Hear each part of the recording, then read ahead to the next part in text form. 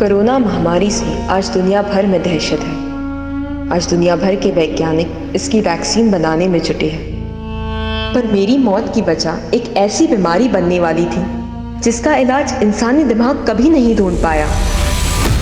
अब हम तुमसे डरने नहीं वाले, समझे? अच्छा, तो हमारी बिल्ली हम पर ही पंजा मारेगी? हमने कभी सोचा भी नहीं था हमें तुमसे ऐसे बात करनी पड़ेगी। हेलो हेलो,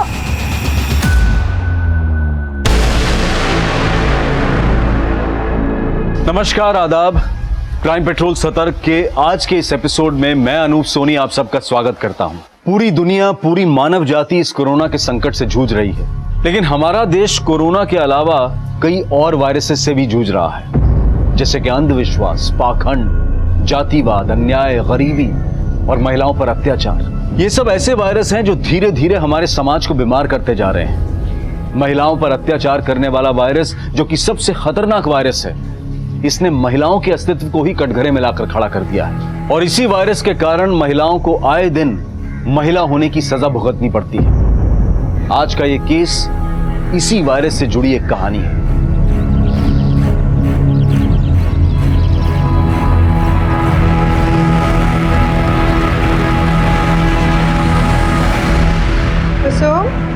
तुम ये चौका चूल्हा छोड़ो बेटा, हम कर लेंगे सब। जाओ तुम। माँ, लॉकडाउन खुलने तक ऑफिस तो जाना नहीं, कुर्सी पे बैठे बैठे देखो कितने मोटे हो गए हम। इसी बहाने घर का थोड़ा चूल्हा चौका, घर की साफ सफाई करेंगे ना तो थोड़ा अनुभव भी ले लेंगे। क्या पता इसी बहाने थोड़ा सा वजन कम हो जाए हमारा। अरे ले लीजिए। अरे कुसुम, तुम्हारा तो पता नहीं, लेकिन ये लॉकडाउन खत्म होते होते तक ना हम घिसी हुई टिकिया बन जाएंगे। कि कोरोना वायरस के चक्कर में 3-3 बार कपड़े बदलते हैं और हमको 2-2 बार कपड़ा धोना पड़ता है। अरे दीदी, आप टेंशन क्यों लेती हो? कोई बात नहीं, आपका भी थोड़ा बहुत अनुभव हम बांट लेंगे। कभी कभी हम भी कपड़ा धो दिया करेंगे, ठीक है? अरे अपने बड़के भैया का अनुभव भी बांट लीजिए। लॉकडाउन से पहले तो काम लगा नहीं, और अब आने वाले समय में रोजगार कितना मारा मारी होने वाला है। तो क्या कीजिएगा महाराज, क्या चमत्कार दिखाएंगे? अरे पापा, हम अपना कुंडली देख रहे हैं, और इंडिया का भी। सितंबर 2020 में इंडिया बूम है, देश चमकेगा और हम भी चमकेंगे, देख लीजिएगा आप।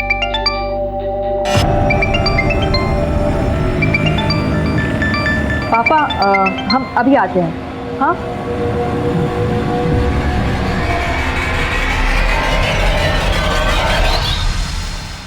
तुम हमको डर के फोन किए हो या हमको डराने को फोन किए हो? डार्लिंग, कैसी बातें कर रही हो?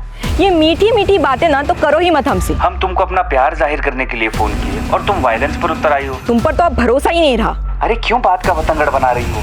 नहीं था टाइम, इसलिए नहीं किए कॉल। अच्छा, हमारी बात सुनो। हाँ मुस्कान, हम ना तुम्हें अभी ईमेल भेज देंगे, ठीक है? Okay, bye.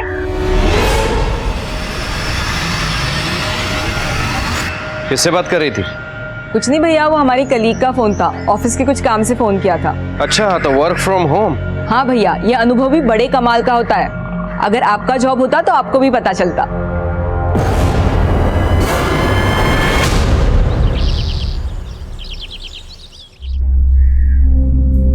कुसुम, अरे तुम्हारा वर्क फ्रॉम होम चल रहा है ना, तो कहाँ जाने की तैयारी में हो?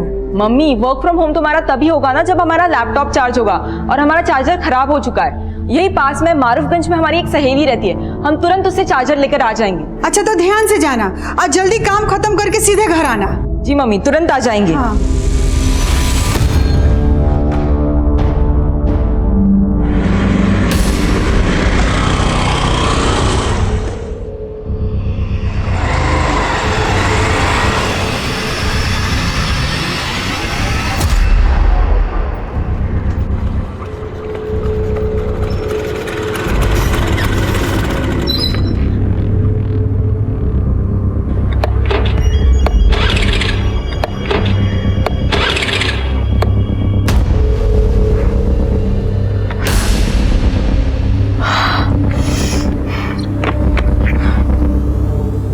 क्या हुआ मैडम, कोई समस्या है तो हमको बताइए ना।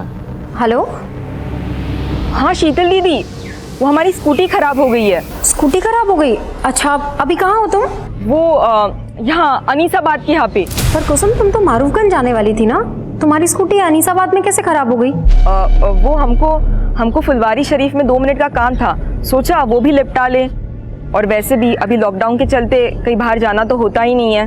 तो बबलू भैया है ना, वो तुम्हारे पीछे ही निकले थे। एक बार उनको फोन करो, क्या पता वो तुम्हारे आसपास ही हो। बबलू भैया हमारे पीछे निकले थे? हाँ। अच्छा तुम रुको, हम बबलू भैया को फोन करके बोलते हैं, वो तुम्हें अनीसाबाद से पिक कर लेंगे। हाँ ठीक है, चलेगा।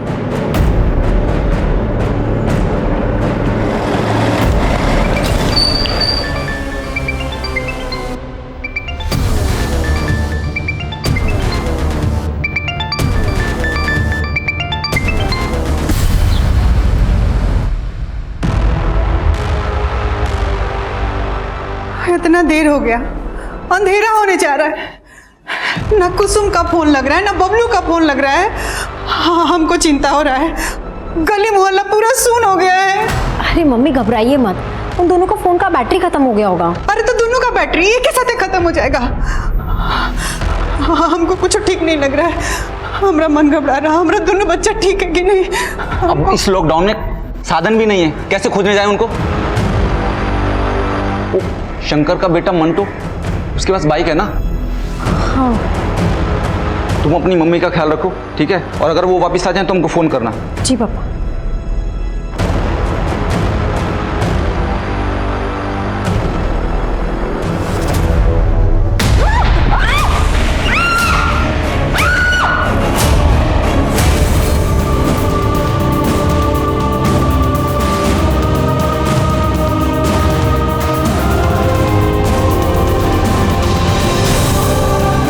कोरोना वायरस की पहले लॉकडाउन की रात में जब पूरे देश में कर्फ्यू था, तब एक परिवार के दो भाई बहन कुसुम और बबलू लापता थे। उनके पिता रामनाथ उनको ढूंढने की नाकाम कोशिश कर रहे थे और उनकी मां दुर्गा और बहन शीतल सकते में थे। और सुबह होते होते पुलिस भी बबलू और कुसुम की तलाश में जुट गई। जब आप लोग को मालूम है कि शहर में लॉकडाउन लगा हुआ है, बाहर नहीं निकलना है, तो कुसुम को रोकना चाहिए था ना। सर वो कुसुम के लैपटॉप का चार्जर खराब हो गया था, वो मारूफगंज अपनी सहेली से चार्जर लेने के लिए ही गई थी। किस सहेली से? ये तो हम नहीं जानते। अच्छा, कुसुम तो मारूफगंज गई थी, तो यहाँ अनीसाबाद कैसे आई? यही बात हम भी कुसुम से फोन पे पूछे थे। पर कुसुम तुम तो मारूफगंज जाने वाली थी ना, तुम्हारी स्कूटी अनीसाबाद में कैसे खराब हो गई? वो हमको फुलवारी शरीफ में 2 मिनट का काम था, सोचा वो भी निपटा ले। अच्छा तुम रुको, हम बबलू भैया को फोन करके बोलते हैं, वो तुम्हें अनीसाबाद से पिक कर लेंगे। हाँ ठीक है, चलेगा।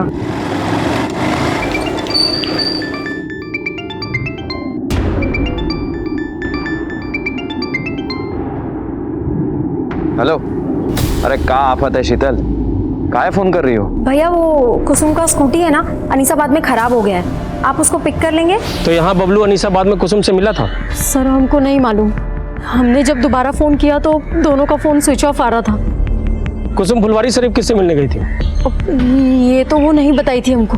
कहीं ऐसा तो नहीं कि कुसुम आप लोगों से सच छुपा रही हो सकता है कुसुम का किसी लड़के के साथ अफेयर चल रहा हो। ये क्या बोल रहे हैं साहब, हमारी कुसुम ऐसी नहीं है। सर वहाँ पे एक फीमेल का सैंडल मिला है, उसपे खून के धब्बे भी हैं। हाँ? आइए सर, ये देखिए।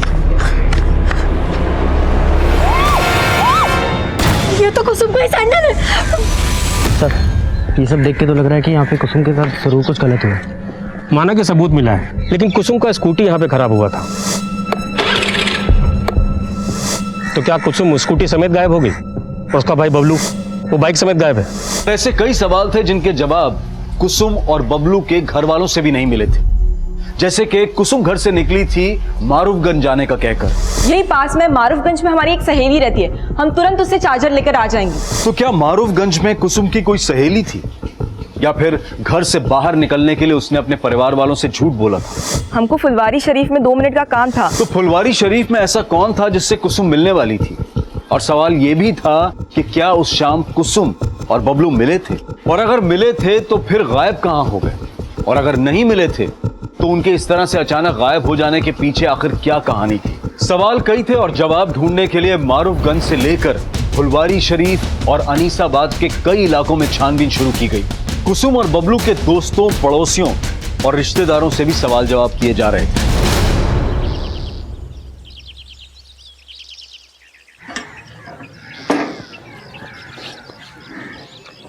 मैं कमिंग सर। कमिंग। सर ये हमारे थाने के ऑफिसर और कांस्टेबल का fitness report. All good? Yes sir. Great. अच्छा, तुम जो भाई बहन के मिसिंग केस को इन्वेस्टिगेट कर रहे हो, उसकी क्या अपडेट है? सर हमारी टीम इन्वेस्टिगेशन कर रही है। हमारे हिसाब से भाई में ही कुछ गड़बड़ है सर। तुम्हें एडिशनल टीम की जरूरत तो नहीं? नहीं सर। फिर भी अगर जरूरत हो बता देना। सर मामूली केस है, वैसे भी लॉकडाउन मैनेजमेंट में आपको ज़्यादा बड़ी टीम का जरूरत है सर। क्यों कह रहे हैं? सर डीएम सर के पास जाने का टाइम हो गया।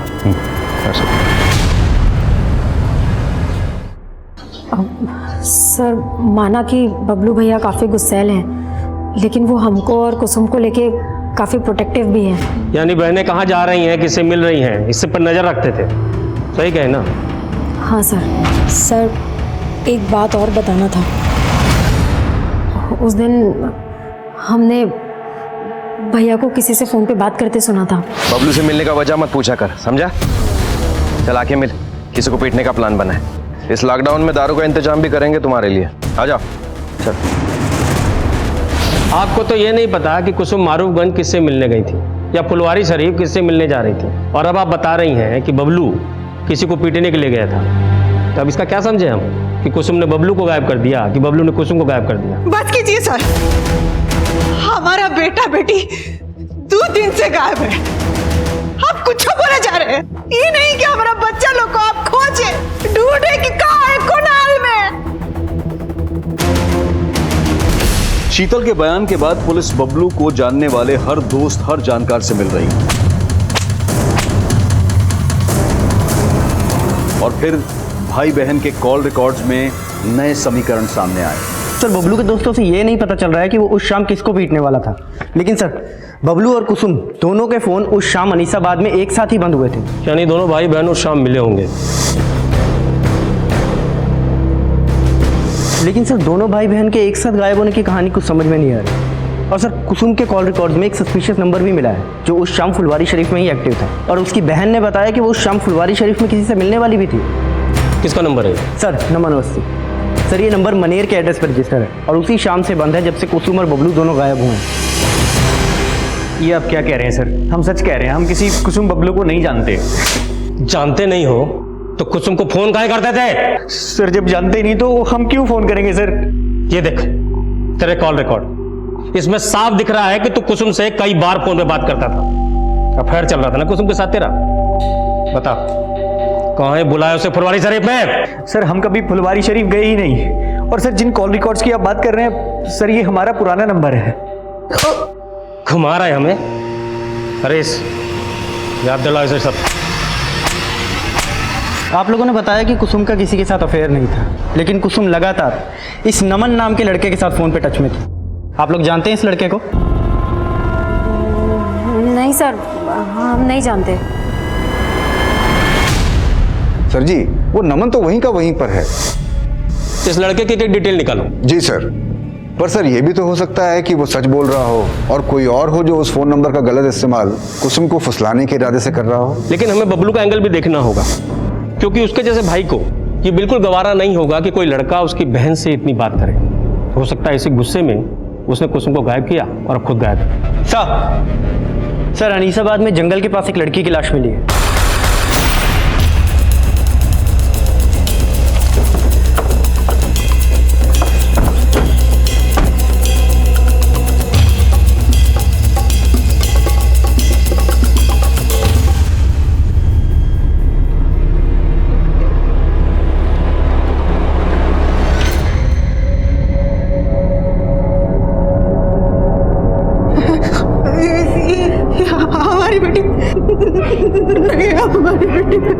लाश का चेहरा पहचानना काफी मुश्किल है, लेकिन हमें बॉडी पर ये कपड़े मिले।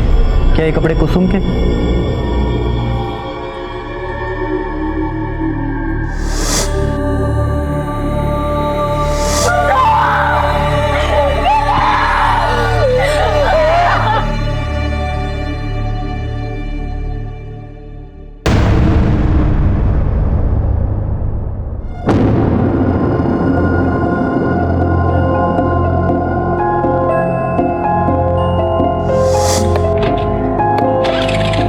हुआ मैडम, कोई समस्या है तो हमको बताइए ना।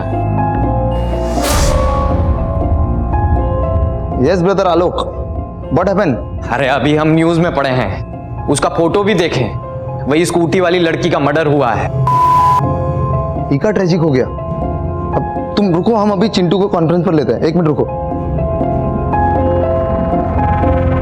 कहा उस स्कूटी वाली लड़की का मर्डर हो गया? अबे कौन मारा बे उसको? भाई हमरे तो रोंगटे खड़े हो गए बात को सुनकर। मानो कल की बात है जब हम उसे देखे थे सामने। अब भूल जाओ भाई। अगर हम गलती से भी किसी को कह दिए कि हम उस लड़की को देखे थे तो हमारा शनि मंगल सब खराब हो जाएगा। क्या समझे? सही बोले आलोक, कहीं ऐसा ना हो जाए पुलिस हम ही पर इल्जाम डाल दे। सर हम लोगों को तो लग रहा था कि कुसुम का रेप हुआ होगा, लेकिन सर पोस्टमार्टम रिपोर्ट ने तो कहानी बदल के रख दी। क्रिमिनल बहुत शातिर है हरीश, वो दिखाना चाह रहा है कि जैसे रेप हुआ, लेकिन रिपोर्ट से साफ है कि मर्डर केस है और फिलहाल गुनाहगार सिर्फ बबलू नजर आ रहा है। वो जानबूझ करके ऐसा क्राइम सीन रच के भागा है कि लगे बहन का रेप। भाई नहीं सर, ये कहानी कुछ और ही है। अरे कुछ और का छोड़िए दिनेश जी, आपके रिटायरमेंट को 4 दिन ही बचा है। 4 दिन में पकड़ डालिए क्रिमिनल को और जाने से पहले लूट लीजिए वाहवाही। जिस पोस्टमार्टम रिपोर्ट के आधार पर पुलिस अपना अगला कदम उठाने वाली थी, अब उसी पोस्टमार्टम रिपोर्ट पर सवाल उठा दिए गए थे। कुसुम के घर वालों ने पुलिस स्टेशन के सामने प्रदर्शन करना शुरू कर दिया था।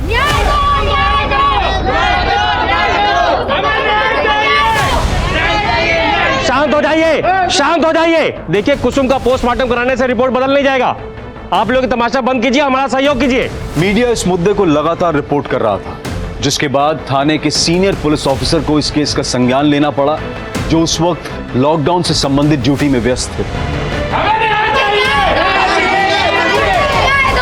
राजेश्वर, मालूम है ना गैदरिंग अलाउड नहीं है, फिर ये सब क्या है? सर वो मैं इन लोग को माफ करता हूं। साहब हमें न्याय चाहिए। हमारे बेटे को ठीक से ढूंढा नहीं जा रहा है और हमारी बेटी के साथ कुछ गलत हुआ है। ये लोग कह रहे हैं कि पोस्टमार्टम में सिर्फ मर्डर आया है। साहब आप एक बार आप लाश को देखिए, आप खुद समझ जाएंगे कि उसके साथ कुछ गलत हुआ है। आपकी क्या मांग है हमें मालूम है, हम कार्रवाई करेंगे, लेकिन आप माहौल तो देखिए, इतनी भीड़ लगा के भीड़ हटवाइए यहाँ से। साहब हमको आपसे आश्वासन चाहिए कि पोस्टमार्टम दोबारा होगा और हमारे बेटे को ठीक से ढूंढा जाएगा। मैं आपको यकीन दिलाता हूँ, कानून के दायरे में रहकर जो कार्रवाई बनती है हम करेंगे। ठीक है, अब भीड़ हटवाइए। राजेश्वर भीड़ हटवा। चलिए हटिए आप लोग, हटाओ सबको। चलिए हटिए प्लीज, चलिए। संभाल लोगे, मैं टेंशन ना लूँ। ये संभाला? सर हम लोग पूरा डेडिकेशन के साथ जांच कर रहे हैं सर। जो भी जांच हुई है स्टडी की है मैंने। सबसे पहले वो लड़की क्या नाम है? कुसुम। उसका दोबारा से पोस्टमार्टम करवाना होगा। हरीश, बॉडी को दोबारा पोस्टमार्टम के लिए भिजवा। सर। और वो लड़की कुसुम उस दिन फुलवारी शरीफ में जिस लड़के से मिलने जा रही थी, वो नमन अवस्थी ही था? सर वो कोई दूसरा ही लगता है, क्योंकि नमन अवस्थी के खिलाफ हमें कुछ नहीं मिला है और नमन लगातार कह रहा है कि वो नंबर उसके नाम पर रजिस्टर्ड तो है, लेकिन उससे वो इस्तेमाल नहीं करता। तो उस नंबर के कॉल रिकॉर्ड से निकलवाए होंगे। सर टेलीकॉम कंपनी में रिक्वेस्ट भेजे हैं, लेकिन अभी तक आया नहीं है लॉकडाउन की वजह से। लेकिन सर हमें बबलू पे ज़्यादा शक है। जब तक सबूत ना हो, कोई भी एंगल महज एक थ्योरी होता है, उससे ज़्यादा कुछ नहीं। और अगर बबलू पे इतना ही शक था तो उसे ढूंढा क्यों नहीं अभी तक? बबलू क्या, तुम कुसुम की स्कूटी तक नहीं ढूंढ पाए? सर वो लॉकडाउन की वजह से। और सर दिनेश जी भी आज ही रिटायर हो रहे हैं सर। अरे हाँ दिनेश जी सर। दिनेश जी आज तो आप रिटायर होने वाले हैं। सर इमरजेंसी का वक्त है, जब तक ये केस सॉल्व नहीं हो जाता तब तक हम ड्यूटी पर ही रहते हैं। अरे नहीं दिनेश, आपने बहुत योगदान दिया है और बाकी टीम है ना, हम संभाल लेंगे। आप आराम कीजिए। Thank you sir. अरे वाह दीदी, आज बड़ी कमाल लग रही हो। ऐसी ही चली जाओ नीरज जी के सामने। कुछ भी बोलती हो तुम, पागल। अरे शादी करनी जा रही हो और वो भी घर वालों की मर्जी से, काहे शर्मा रही हो? नहीं वो बात तो नहीं है, पर जब भी हम अपना शादी का बात सुनते हैं ना तो पापा का उदास चेहरा सामने आ जाता है। पता नहीं इतना सारा खर्चा कैसे उठा पाएंगे। अरे दीदी काहे टेंशन ले रही हो, हम 1-1.5 लाख तक जोड़ रखे, दे देंगे पापा को।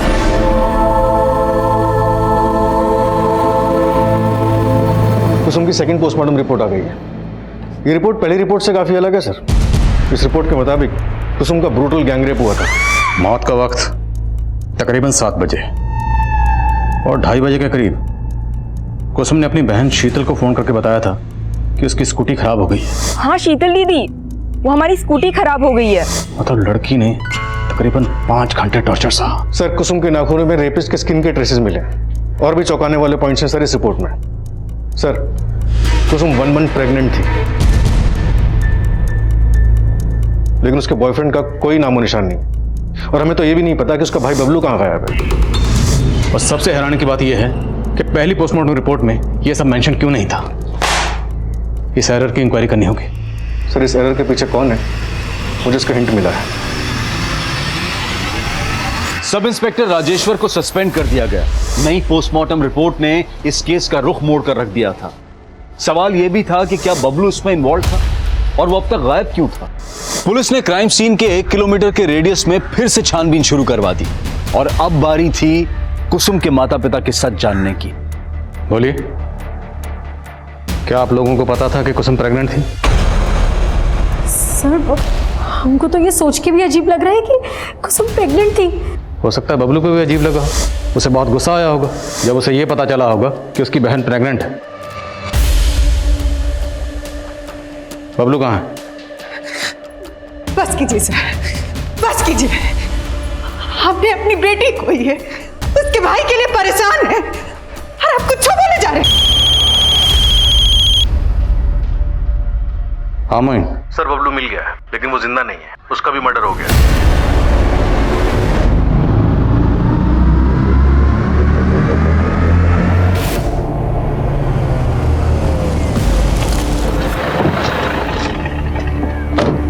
सर, लाश के पास कुसुम की स्कूटी और बबलू की बाइक भी मिली है। सब कुछ झाड़ियों से पूरी तरह से छुपाया गया था।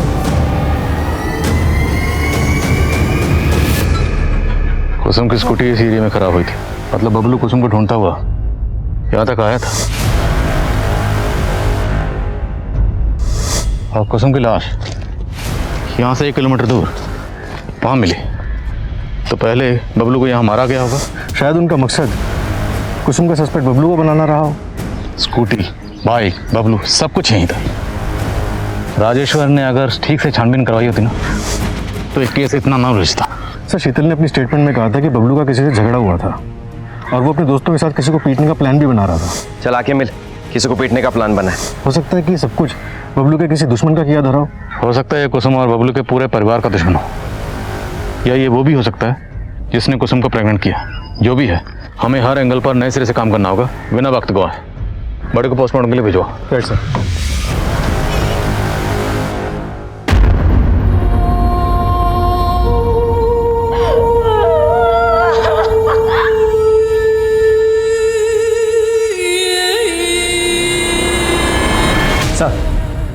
सर, नमन के कॉल रिकॉर्ड्स में एक विमल चौधरी नाम के लड़के का नंबर मिला है। सर, नमन और विमल दोनों का नंबर उस दिन फुलवारी शरीफ में एक्टिव था जहां कुसुम जाने वाली थी। सर, ये विमल, लेकिन सर ये इस वक्त जेल में है। जेल में? जी सर, इसने लॉकडाउन प्रोटोकॉल का उल्लंघन किया था। जब पुलिस वालों ने इससे पूछताछ की तो ये उनसे बहस करने लगा। पुलिस वालों ने इसे जेल में डाल दिया। तो थोड़ी बहस हम भी करते हैं इसके साथ।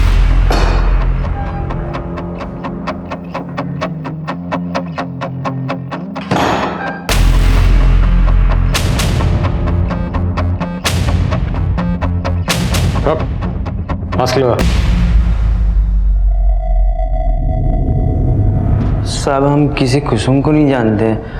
वो मुझे फुलवारी शरीफ में अंकुश ने बुलाया था। कौन अंकुश? विमल, जल्दी से फुलवारी शरीफ पहुंचो। फुलवारी शरीफ? अरे लेकिन बात क्या है? साहब, अंकुश बोला वहाँ एक लड़की को डराना धमकाना, तो बस हम वहाँ पहुँच गए। उसका फोन भी बंद आ रहा है, पता नहीं कहाँ मर गई। साहब, वहाँ वो लड़की आने वाली थी, वो आए नहीं तो हम दोनों चले गए।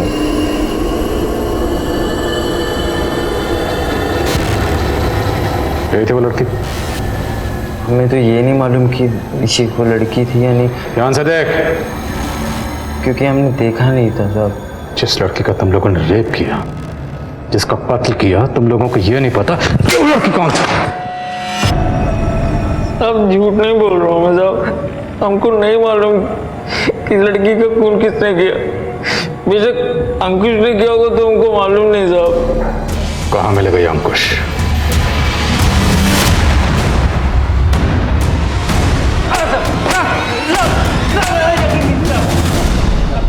साहब, हमने कुसुम के साथ कुछ नहीं किया। हम तो प्यार करते थे कुसुम से।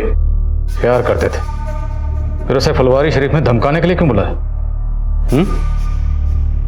विमल, सब कुछ भग चुका है। तो ज्यादा स्मार्ट बनने की कोशिश मत करना। वो फुलवारी शरीफ नहीं पहुंची तो तू अनीसाबाद पहुंच गया। वहां पहुंचकर तूने इसके भाई बबलू को मारा। हमारा यकीन कीजिए, हमने कुछ नहीं किया। हम तो बस उसे समझाना चाहते थे कि वो हमें भूल जाए। तेरा अफेयर था ना उसके साथ? इसे प्रेग्नेंट भी तुमने किया था?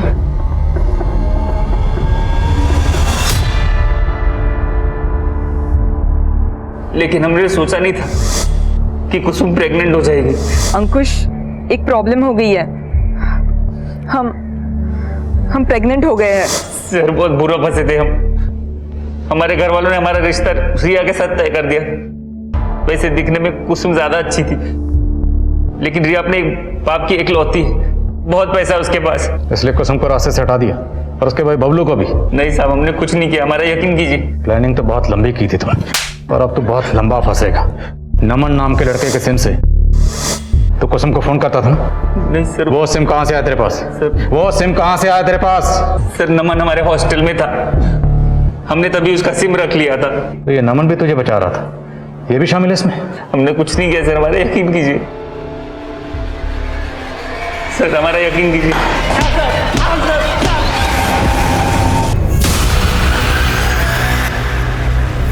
What happened? आप रो क्यों रहे हो? हमारा बच्चा बहुत बीमार है, हम अपने गांव आसनसोल जा रहे हैं मालिक। अरे बाप रे, इतनी दूर और वो भी पैदल? देखा, इस महामारी ने सबका हालत खराब कर दिया।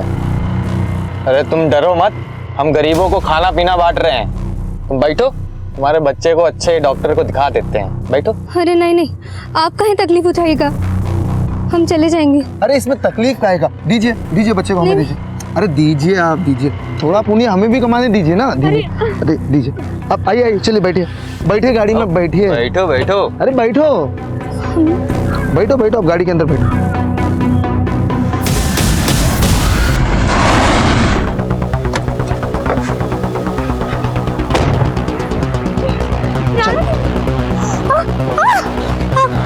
हमको छोड़ दीजिए।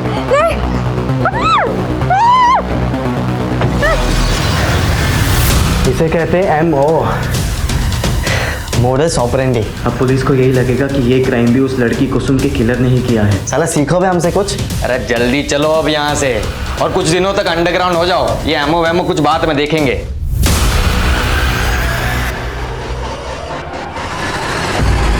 सर, अंकुश को बहुत तोड़ा, नमन और विमल दोनों को दोबारा से रिमांड पे लिया, लेकिन सर कोई कुछ नहीं उगल रहा है। ये अंकुश, नमन और विमल, इन तीनों को डीएनए को कुसुम के नेल्स में जो स्किन ट्रेसेस मिले थे उनसे मैच करो। सर। हेलो,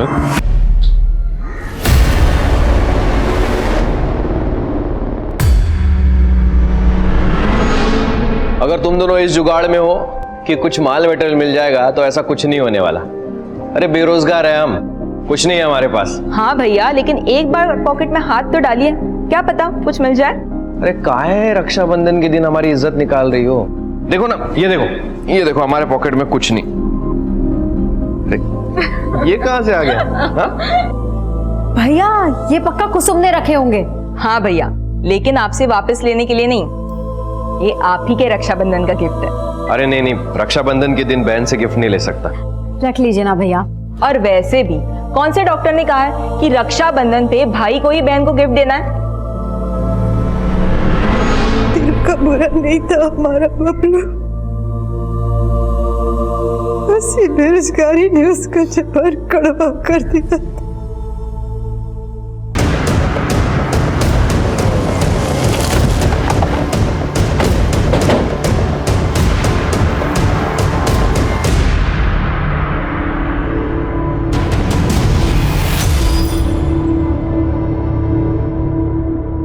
सर, कुसुम की लाश भी हमें इसी तरह मिली थी। सर, बिल्कुल वैसा ही नजर है। सर, हो सकता है कि इसे भी कुसुम के कातिलों ने ही मारा हो।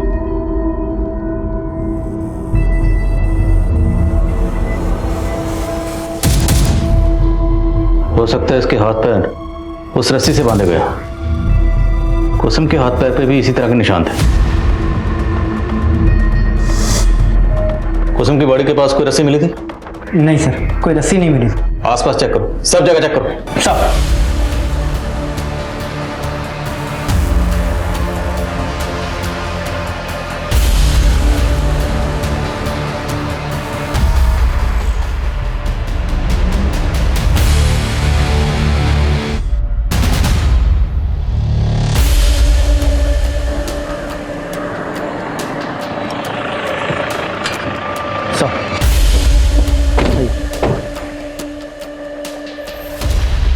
सर ये मोबाइल भी मिला यहाँ पे। ऑन करो, देखो किसका। सर चेक किए, ऑन नहीं हो रहा, शायद बैटरी डेड है। चार्ज करवाओ, देखो किसका। सर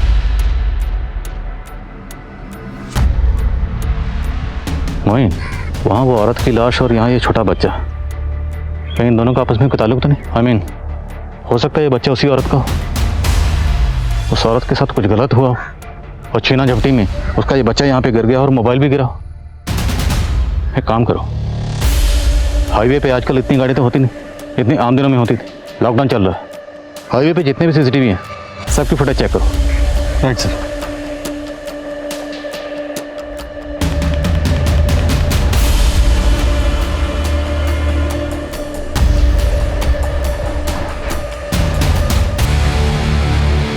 सर ये मोबाइल एक नीलम नाम की औरत का है जो एक माइग्रेंट लेबर है।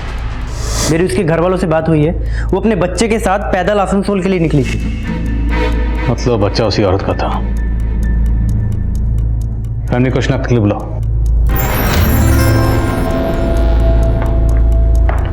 सर, मेरी पोस्टमार्टम डॉक्टर से बात हुई, उस लड़की के साथ भी गैंगरेप हुआ था। यानी उस मजदूर औरत नीलम को पहले मारा गया, फिर पत्थर से उसका सर कुचलकर उसका चेहरा बिगाड़ा था। सर मैंने क्राइम वाले दिन की हाईवे एरिया की सीसीटीवी फुटेज चेक की, वहां एक सिल्वर गाड़ी सस्पिशियस मिली जिसका नंबर प्लेट फेक था। शायद इसी गाड़ी से उस औरत को किडनैप किया गया। और सर क्राइम सीन से जो रस्सी मिली थी मैंने उसके बारे में भी पता किया। वैसी रस्सी बैंत के फर्नीचर को बांधने के काम आती है और बैंत के फर्नीचर बनाने का काम दानापुर में होता है। अब अगर हम 2+2 4 करें तो थ्योरी ये बनती है कि सिल्वर कार में उस मजदूर औरत को किडनैप किया गया होगा और किडनैपर्स या मुजरिम जो भी हैं वो दानापुर में फर्नीचर वर्कशॉप से जुड़े हो सकते हैं। और अब अगर हमें इस सिल्वर कार और मुजरिमों को ढूंढना है तो हमें दानापुर में ढूंढना होगा। लेकिन सर लॉकडाउन की वजह से सारे फर्नीचर के कारखाने बंद हैं, वहाँ पे पूछताछ नहीं की जा सकती। एक आइडिया है, काम मुश्किल ज़रूर है पर नामुमकिन नहीं है। Corona virus thermal screening.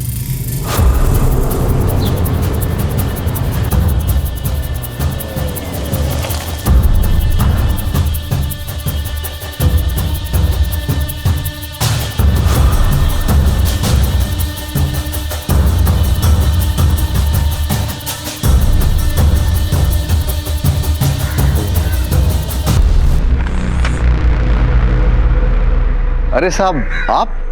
Dinesh ji, आप तो शास्त्री नगर में रहते हैं, फिर यहाँ दानापुर में? साहब यहाँ दानापुर में भी हमारा अपना घर है। वो हम प्लान किए थे कि रिटायरमेंट के बाद यहीं आके रहेंगे, इसलिए यहाँ आ गए। लेकिन साहब ये पीपी किट। हरीश है। अरे हरीश कैसे हो? बढ़िया सर। तो साहब ये कोरोना ड्यूटी में ये थर्मल स्क्रीनिंग का ड्यूटी भी पुलिस को ही दे दी है क्या सरकार? दिनेश जी, आपको कुसुम मर्डर केस याद है? हाँ सर याद है। कोई है शहर में जो लड़कियों को अपना शिकार बना रहा है और हमें पूरा शक है कि वो इसी एरिया का है। साहब यहाँ दानापुर से? जी, और हमें ये भी खबर लगी है कि जो भी है वो सिल्वर रंग की गाड़ी इस्तेमाल करता है। क्या बात है चिंटू, इतना अर्जेंट में काहे बुलाया हो? यार पुलिस को पक्का हमारे बारे में सब कुछ पता चल चुका है। पता चल गया? लेकिन कैसे? अरे वो इंस्पेक्टर मिला था पापा को, कह रहा था कि हाईवे वाले कार में किसी सिल्वर कलर की गाड़ी का इस्तेमाल हुआ है। आज एक खबर सुनकर दिल दहल गया है। एक मजदूर लड़की 500 किलोमीटर पैदल चल के अपने गांव जा रही थी। बेंत की रस्सी से बांधकर उसको अगवा कर लिया, बलात्कार किए, फिर मार कर फेंक दिए कुछ हैवान। और देखिएगा पापा, इस बार भी कोई पकड़ा नहीं जाएगा। पुलिस के बस की बात ही नहीं है ये। इंस्पेक्टर साहब मिले थे आज हमको और हमको लगता है कि वो जानते हैं कौन लोग हैं इस कांड के पीछे। कोई सिल्वर रंग की गाड़ी को ढूंढ रहे हैं वो। लेकिन हमने तो हमारी सिल्वर गाड़ी का नंबर प्लेट ही गलत लगवाए थे हम, फिर कैसे पता चल गया? देखो पुरानी बातों को छोड़ो, अब सोचो आगे क्या करना है यार।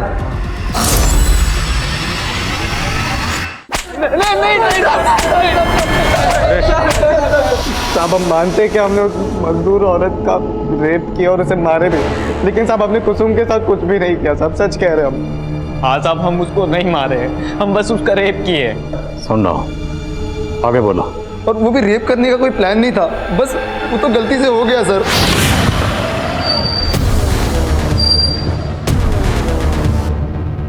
भैया आप कहाँ जा रही थी? भैया वो फुलवारी शरीफ में हमारी एक कलीग रहती है ना, बस बहुत झूठ बोलने लगी हो ना तुम हमसे। अब एक नहीं सुनेंगे, बहुत हो गया तेरा। आवाज नीचे करके बात कीजिए। तेरी आवाज सब ऊपर नीचे कर देंगे हम। बहुत पर लग गए ना तेरे। या लड़की को है कुछ प्रॉब्लम है? कब है?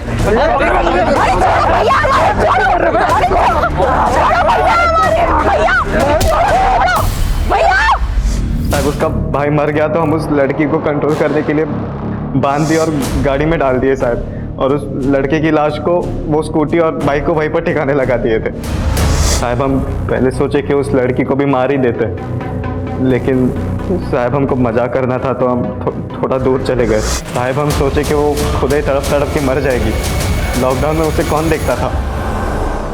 कुसुम को हमको पत्थर से नहीं मारे थे सर, उस मजदूर औरत को जरूर पत्थर मार के उसका चेहरा बिगाड़ा था सर हम लोग। साहब हम ये सोचे थे कि आप लोगों को यही लगेगा कि कुसुम के ही कातिल ने उसे मारा होगा, लेकिन साहब हम कसम से कह रहे हैं हमने कुसुम के साथ कुछ भी नहीं किया साहब, हमने तो उसको जिंदा छोड़ दिए थे वहीं पर।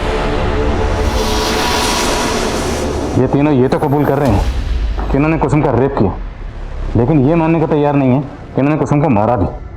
सर मेरी दिनेश जी से बात हुई है, उन्होंने बताया कि वारदात वाली शाम उनका बेटा चिंटू शाम को 6 बजे घर पहुंच गया था, जबकि कुसुम का मर्डर 7 बजे के आसपास हुआ है। और सर मैंने कंफर्म किया है कि चिंटू के दोनों दोस्त आलोक और सनी, वो दोनों भी शाम को 7 बजे अपने अपने घर पहुंच गए थे। तो फिर कुसुम को किसने मारा? पापा, मम्मी, खाना।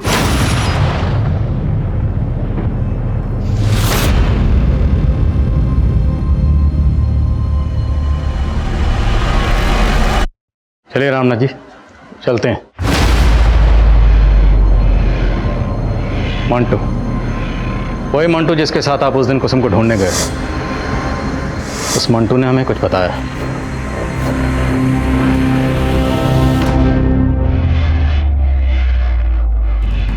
हमारी समझ में कुछ नहीं आ रहा था साहब, जब हमें पता चला कि कुसुम शादी से पहले ही पेट से है।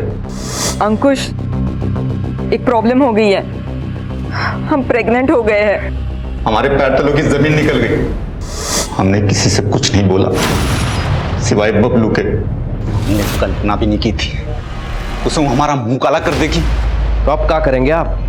धृतराष्ट्र की तरह जाएंगे या गांधारी की तरह अपनी आंखों पर पट्टी बांध लेंगे? नहीं, हम ये बर्दाश्त नहीं करेंगे। बबलू से मिलने का वजह मत पूछा कर, समझा? चल आके मिल, किसी को पीटने का प्लान बना है। हमारे कहने पर बबलू ने पहले ही प्लान बना लिया था। उस रोज कुसुम जब सहेली से चार्जर का बहाना करके निकली तो हम समझ गए ये उसी लड़के से मिलने जा रही है। हमने पीछे से बबलू को उसके पीछे लगा लिया, लेकिन उसके बाद बबलू का कुछ अता पता नहीं चल रहा था। हम मंटू के साथ उसे खोजने गए। बबलू तो नहीं दिखा, लेकिन कुसुम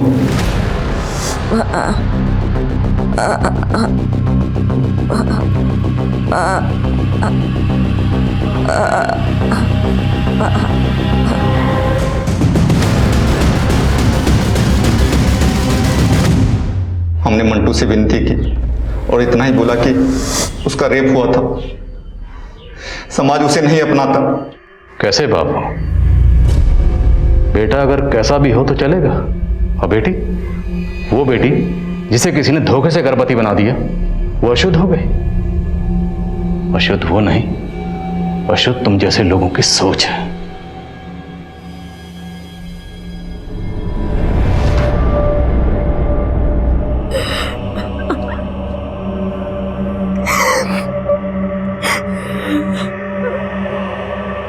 हर इंसान के दो चेहरे होते हैं, एक अच्छा एक बुरा। उस इंसान को कौन से चेहरे ने जकड़ रखा है ये हम नहीं जानते और धोखा खा जाते हैं। इस केस में कुसुम अंकुश को अच्छा समझ रही थी, जो बुरा निकला। कुसुम का भाई बबलू और उसका अपना पिता रामनाथ, वो सबके चेहरे से धोखा खा गई। और वो 3 दरिंदे जिन्होंने 2 महिलाओं की जिंदगी बर्बाद की थी, उनके भी 2 चेहरे थे। अपने परिवार की महिलाओं के सामने एक अच्छे इंसान का चेहरा, लेकिन वही चेहरा दूसरी महिलाओं को देखते ही बदल जाता था। देखते हैं हमारे आज के एपिसोड की दूसरी कहानी।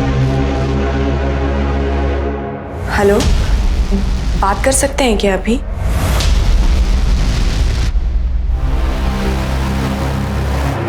अंधेरे में क्यों बैठा है? ऐसे ही। मुझे डर लग रहा है। हम कुछ गलत तो नहीं करने जा रहे ना?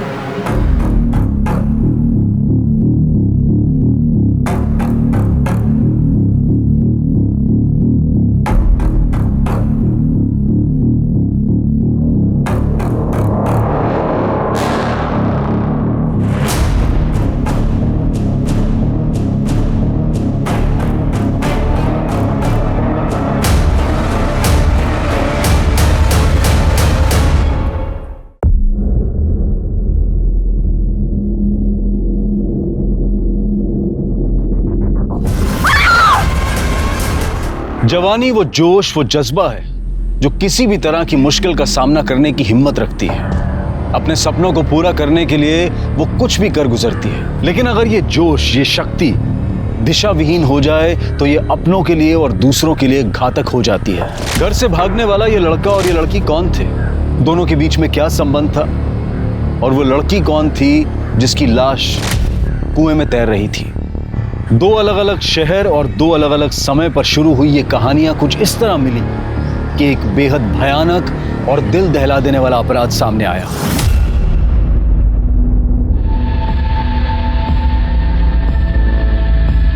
चाय क्या? जी चाय लीजिए। मनीषा रख दे और बैठ जाओ।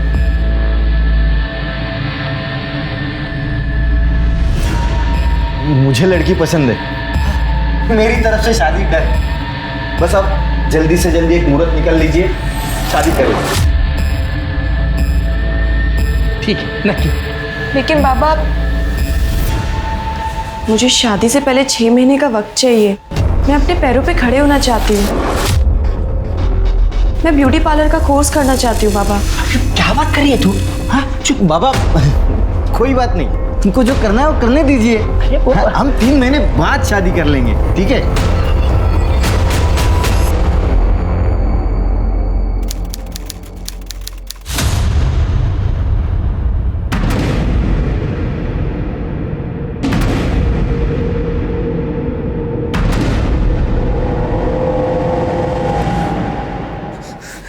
ये क्या कर रहा है?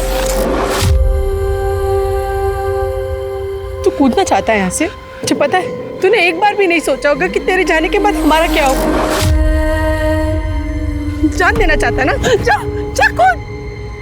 बहुत कुछ है जिंदगी में करने के लिए। तो मेरी कसम खा कि आज के बाद ऐसा कुछ नहीं करेगा।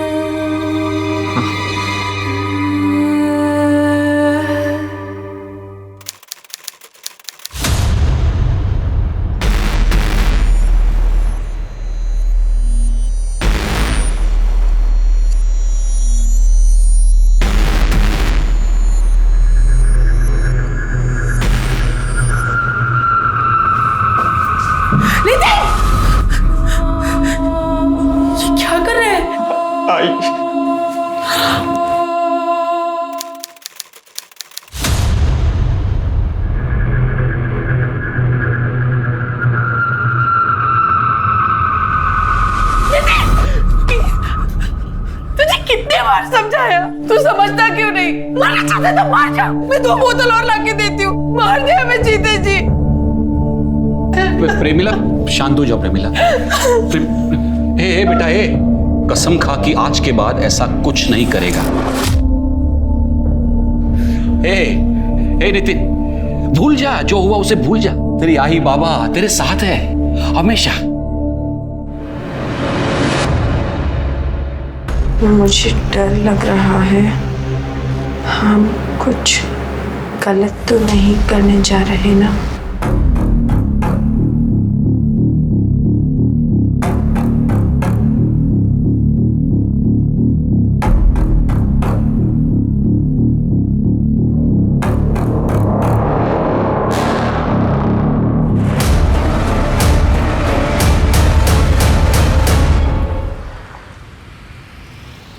नितिन, नितिन, नितिन 8 बज गए, उठ जा बेटा।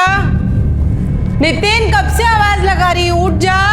नितिन, क्या हुआ? सुबह सुबह क्यों चिल्ला रही हो बच्चे पे? इतना चिल्ला रही हूँ तो भी नहीं उठ रहा है। हाँ, मी बघतो। बघा।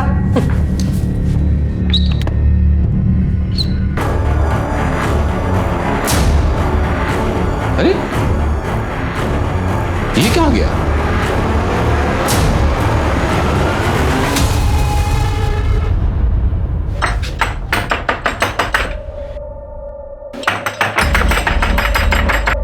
कहाँ है वो? हाँ, है कहाँ वो?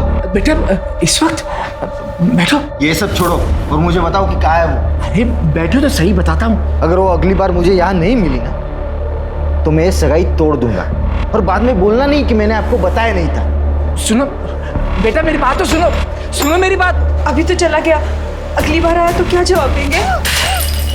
ये सब ना तेरी वजह से हुआ है। अगली बार आएगा ना तो तू जवाब देना उसको।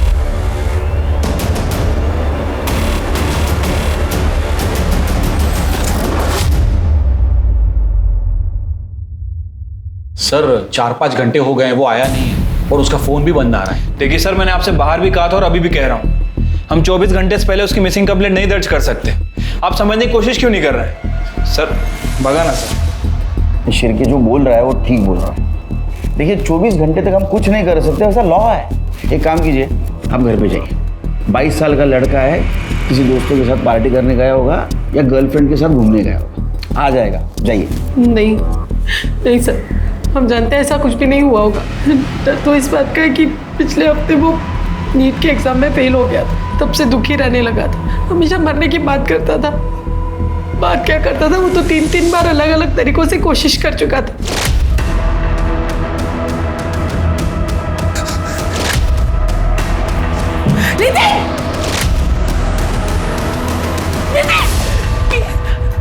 आपने उसको आखिरी बार कब देखा था?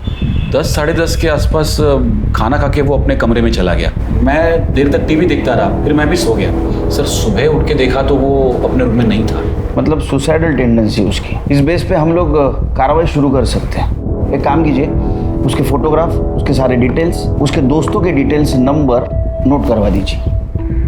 हम लोग कार्रवाई शुरू कर देंगे।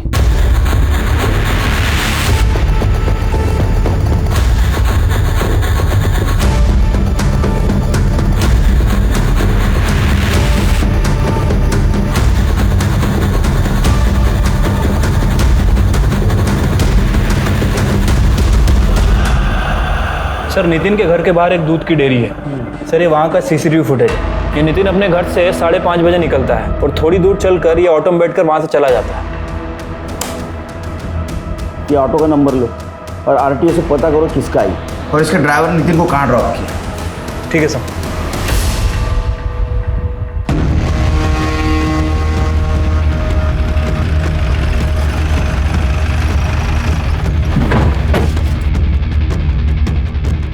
सर यही वो जगह है। ऑटो वाले ने बताया था कि उसने नितिन को यहीं ड्रॉप किया था, ये बावड़ी के आसपास। यहाँ क्या करने आया था? तृप्ति, जरा उनको बोला। मैडम एक मिनट इधर आइए। आप लोग भी आइए।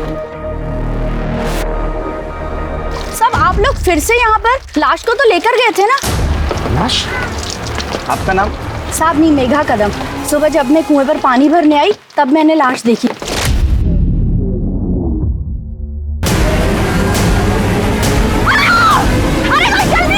खड़की पुलिस चौकी पर।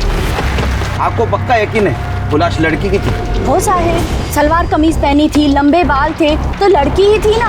वो पुलिस चौकी वाले ले गए लाश को। आप जानती थी उस लड़की को? मैं नहीं जानती, और वो यहाँ की नहीं लग रही थी। साहब ये एरिया से कोई लड़की भी गायब नहीं है। जब लाश को कुएं में से निकाला पूरी तरह से सड़ चुकी थी, बहुत बास आ रही थी साहब। उसका चेहरा पहचानने लायक नहीं था। इसका मतलब लाश काफी दिनों से कुएं में थी। लाश इतने दिनों से कुएं में पड़ी थी, लेकिन उसको आज देखा आपने। सर वो कुएं का पानी हमें वापरत नहीं, तो घर पर नल है, लेकिन आज पानी की जरूरत थी तो कुएं के पास आई, तभी लाश देखी।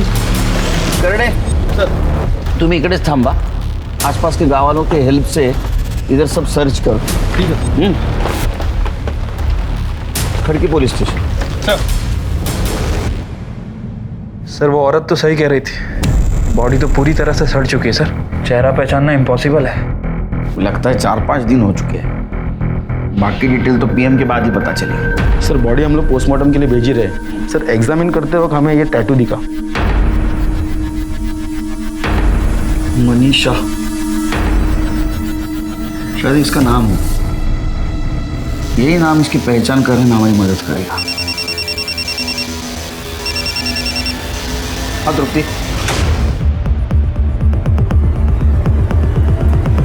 वो ऐसा और एक बॉडी नहीं।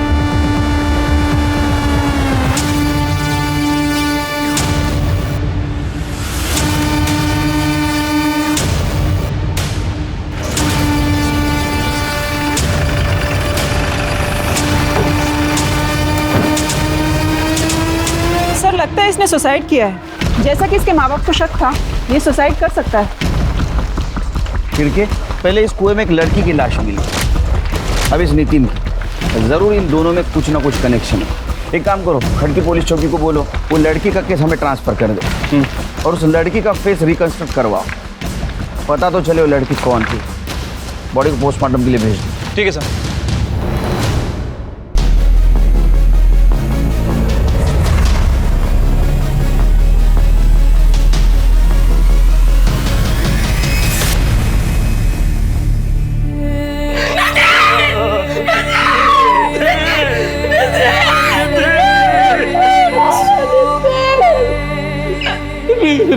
देखिए नितिन की डेड बॉडी हमें कुएं के अंदर मिली थी।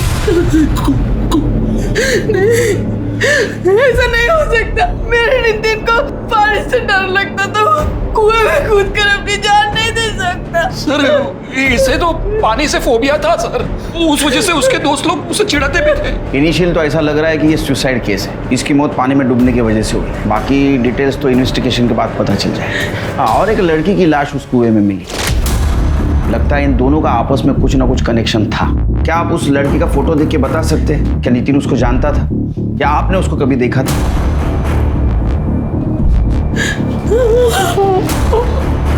नहीं नहीं नहीं सर, इस लड़की को हमने कभी नहीं देखा है सर। इसकी लाइफ में कोई लड़की नहीं थी सर। मैं उसका बाप हूँ और साथ में सर इसका बेस्ट फ्रेंड भी था सर। सर ऐसा कुछ होता तो ये मुझे जरूर बताता। सर जिस लड़की की डेड बॉडी कुएं में मिली थी उसकी पीएम रिपोर्ट आ गई है। सर रिपोर्ट के मुताबिक उसकी मौत 9 जून को शाम 5 बजे से 7 बजे के बीच में हुई है। मौत गला घोटने की वजह से हुई है। रस्सी या दुपट्टे जैसी किसी चीज से उसका गला घोटा गया। और सर लड़की सेक्सुअली एक्टिव थी, लेकिन मौत से पहले उसके साथ ना तो रेप हुआ और ना ही कोई सेक्सुअल असॉल्ट। एक और अजीब बात सर, लड़की 2 महीने प्रेग्नेंट भी थी। क्या? चलिए एक काम करो, ये लड़की का फिटस नितिन के डीएनए से मैच करवाओ। इन दोनों बॉडीज में जरूर कोई ना कोई कनेक्शन होगा, इसलिए दोनों लाशें हमें उस कुएं में मिली। ठीक है सर। अच्छा, लड़की का चेहरा रिकंस्ट्रक्ट करने के लिए भेजा था, उसका कुछ अपडेट? नहीं सर, अभी तक तो उसके बारे में कोई खास इन्फॉर्मेशन नहीं मिली है। नितिन की कॉल डिटेल्स और mobile location? Sir call record के हिसाब से तो नितिन क्लियर ही लग रहा है। सर उसका फोन सुबह 6 बजे उसी जगह स्विच ऑफ हुआ था जहां में उसकी डेड बॉडी मिली थी। और सर नितिन के कॉल रिकॉर्ड के हिसाब से उसके कॉल रिकॉर्ड में उसकी माँ और उसके प्रोफेसर के अलावा किसी भी लेडी का नंबर नहीं है। अब सर एक बात समझ नहीं आ रही कि जब उसके फोन रिकॉर्ड में किसी लेडी का नंबर नहीं है तो इस लड़की का कॉन्टैक्ट में कैसे आया? और उसके माँ बाप के अकॉर्डिंग उसके पास सिर्फ एक ही फोन और एक ही सिम कार्ड था। सर पिंपरी पुलिस स्टेशन से फोन आया था। वहाँ मनीषा तांबे नाम की एक लड़की की मिसिंग कंप्लेन दर्ज हुई है और जिसकी डिटेल्स कुएं से मिली डेड बॉडी से बिल्कुल मैच कर रही हैं।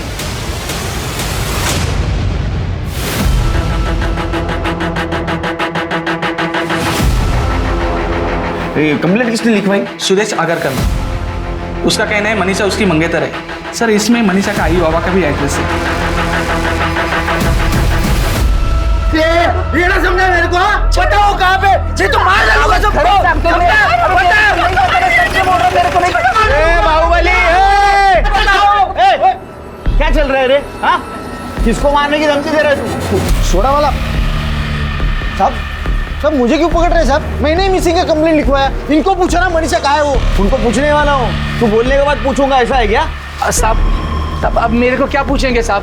मैं मनीषा का बाप हूँ साहब, फिर भी मेरे को नहीं पता। सच बोल रहा हूँ साहब, पूछो इसको वो कहाँ गई, कहाँ गायब हो गई, कुछ नहीं पता साहब हमको।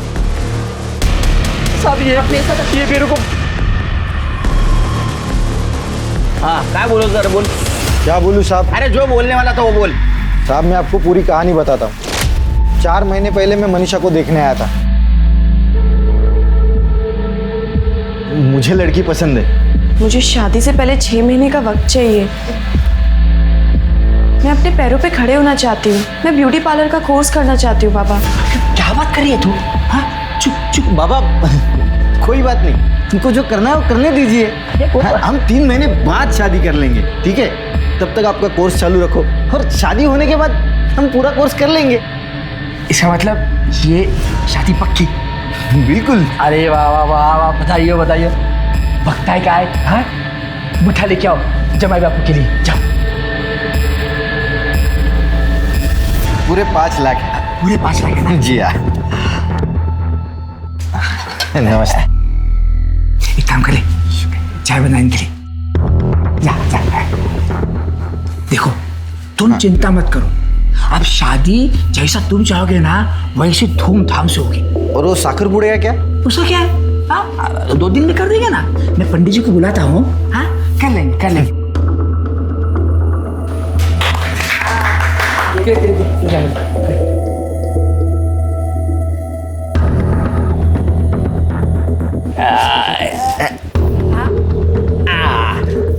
अरे खा ले। ये साहब एक वो दिन है और आज का दिन। उसके बाद मैंने मनीषा की शक्ल तक नहीं देखी साहब। रोज आता हूँ पूछता हूँ तो ये बुड्ढा बुड्ढी रोज बुड्ढा बुड्ढी क्या है? हाँ तुझ्या आई वडिलांच्या वयाचे आई बाबा बोल। सॉरी साहब, लेकिन साहब ये रोज नई कुछ कहानी बना के मुझे सुनाते हैं साहब। साहब 2 महीने पहले मैं इनको बोला था अगर मनीषा नहीं मिली ना तो मैं पुलिस में कंप्लेंट करूंगा, फिर भी ये लोग ने कुछ नहीं किया साहब। मैंने राह देखी 2 महीना और फिर जाके अभी 1 हफ्ते पहले मैंने जाके कंप्लेंट करवाई पिंपरी पुलिस स्टेशन में। मनीषा अगर पिंपले गांव की है तो तूने पिंपरी पुलिस स्टेशन में क्यों कंप्लेंट की? क्योंकि साहब मुझे पता चल गया था कि वो सगाई के बाद पिंपरी भाग गई है और किसी सोनाली कदम नाम की ब्यूटिशियन के पास काम करती है, इसलिए मैं वो सोनाली कदम के ऊपर नजर रख रहा था साहब। लेकिन मनीषा कहीं दिखाई नहीं दी। आपको मिली क्या मनीषा साहब? मिली, जिंदा ने मुर्दा, उसका मर्डर हुआ है। सर आप क्या बात कर रहे हैं साहब? सब ऐसा नहीं हो सकता साहब। सब आप झूठ बोल रहे हैं साहब। सब बताओ ना किसने मारा साहब? तूने मारा साहब। ये क्या बोल रहे हैं आप साहब? साहब मैं क्यों मारूंगा उसको साहब? मैं तो उससे शादी करना चाहता था साहब। तेरे को पता था वो कहाँ है, तू उसको मिलने गया, उसने तेरे साथ शादी करने के लिए मना किया, तू गुस्से में आया, तूने उसको मार दिया। साहब मैं उसको मिला ही नहीं तो मैं उसको मारूंगा कैसे साहब? उसकी मिसिंग कंप्लेंट तो मैंने ही लिखवाई है साहब। तेरे जैसे बहुत देखे हैं नाटक करने वाले। हाँ अपना खुद का क्राइम छुपाने के लिए ऐसा ही नाटक करते हैं। चले चला घेऊन जा पुलिस स्टेशनला, उधर जाना, सारे डिटेल्स देना। साहब पर मैंने कुछ नहीं किया साहब। सर वो अपने पैरों पे खड़ा रहना चाहती थी, कुछ बनना चाहती थी, इसीलिए जाओ जाना साहब, क्यों उसके बारे में पूछ के हमारी इज्जत को उछाल रहे हो साहब? पहले उससे कहीं का नहीं छोड़ा, सब इसकी वजह से वैसा है। इससे बात करने को बोला, जब बात करने को बोलूंगा तब बात कर, शांत रहो। हाँ बोला। सर वो नाम बनाना चाहती थी सर, कुछ बनना चाहती थी वो, लेकिन इन्होंने उसकी सगाई सुदेश से करा दी। फिर उसके बाद वो बहुत दुखी रहने लगी सर। फिर उसकी सहेली रजनी, उसने उसको सलाह दी कि वो भाग जाए। मैंने भी उसको यही सलाह दी। भाई रजनी मुझे रिक्शा से बस स्टॉप तक छोड़ देगी, मुझे उसके आगे से बस मिल जाएगी। मैं पहुंचते ही तुझे फ़ोन करूंगी, तुम चिंता नहीं करना।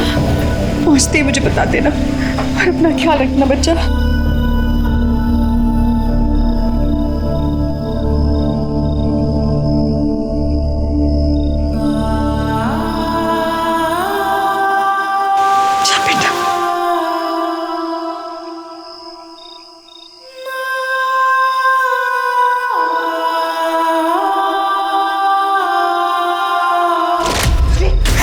मुझे लगता था खाली उसी तरफदारी कर रही है तू, मुझे ये नहीं पता था कि तू उसको भागने में मदद करेगी।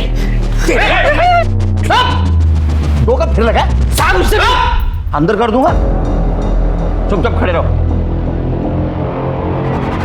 हाँ फिर वो रजनी की काकी है कोई आरती साड़वे, उसके पार्लर में काम करने लग गई। वहाँ से बराबर मुझे पैसा भेजती थी। फिर 1 महीने बाद उसने वो नौकरी छोड़ दी। फिर किसी कदम मैडम के यहाँ नौकरी कर रही थी। वहाँ थी तब भी पैसा भेजती थी वो मुझे। आखिरी बार कब बात हुई आपकी मनीषा से? यही 10 दिन पहले। बहुत खुश थी उस दिन। फिर दोबारा फ़ोन ही नहीं किया उसने। आपको पता है वो कहाँ है, कैसी है? दरअसल मैडम हमें लगता है कि मनीषा का मर्डर हो गया। ये फोटो देखिए, ये टैटू बॉडी के हाथ पे बना था। क्या आप पहचानते हैं इस टैटू को? भेज और शेर भेज उसको। मार दिया ना उसको, अब खुश है तू? अरे यहाँ रहती, शादी करती तो जिंदा तो रहती कम से कम। अरे मार दिया रे, मेरे बच्चे को मार दिया रे।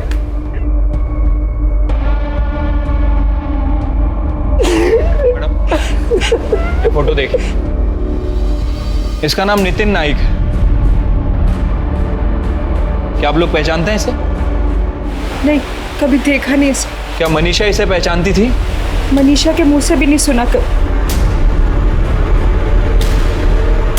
कुएं में मिली अनजान लड़की की लाश की पहचान मनीषा तांबे के नाम से हुई। क्या मनीषा के मर्डर के पीछे उसके मंगेतर सुदेश आगरकर या फिर उसके आक्रामक स्वभाव के पिता गणेश तांबे का हाथ था? क्या इन दोनों को मनीषा और नितिन के बारे में पता चल गया था, इसलिए इन दोनों को एक ही जगह पर मार दिया गया? सर, रजनी मेरी भतीजी है। मनीषा को 3 महीने पहले ही उसने मेरे पास भेजा था। मनीषा के बारे में कुछ बता सकती हैं आप? मतलब कोई बॉयफ्रेंड था उसका या कोई अदर इंफॉर्मेशन? सर, उसके बारे में मुझे कुछ ज़्यादा तो नहीं पता है। वो बहुत ही मेहनती लड़की थी और बहुत ही ईमानदारी से अपना काम करती थी, लेकिन 1 महीने बाद ही उसने बिना बताए काम छोड़ दिया।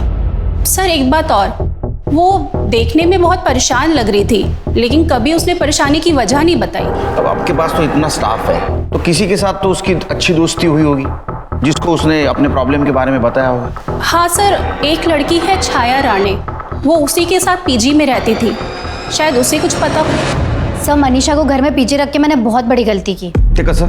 सर, एहसान और दोस्ती के बदले में उसने हमारे साथ जो कुछ भी किया उसे माफ नहीं किया जा सकता। अच्छा, उससे रेंट नहीं लेते थे तुम लोग? सर, रेंट तो देती थी, पर रेंट में हमारे पैसे हमें वापस करती थी।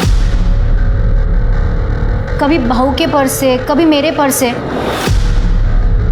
घर में कभी ना कभी पैसे तो गायब होते ही थे। हमें लगता था कि हमसे कहीं खर्च हुआ है, पर एक दिन जब मैं जॉब से वापस आई तो मैंने देखा कि अब वो अलमारी से पैसे चुरा रही थी। सर, रंगे हाथ पकड़ा मैंने उसे, पर एक भी बार माफ़ी नहीं मांगी उसने। निकाल दिया फिर मैंने उसे घर से।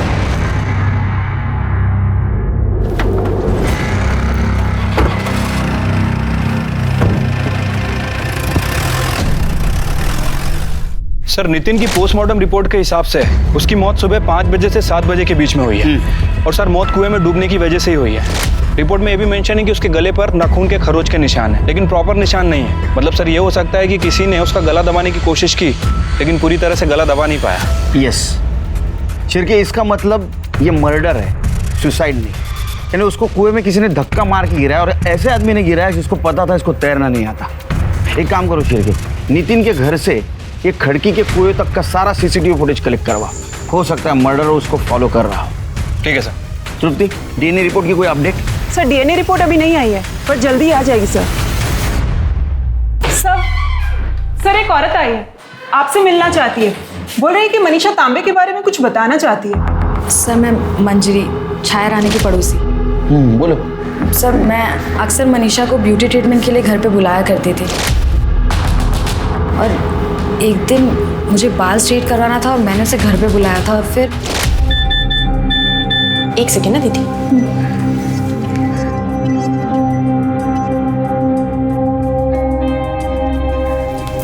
बड़ा शर्मा रही हो, क्या बात है, बताओ।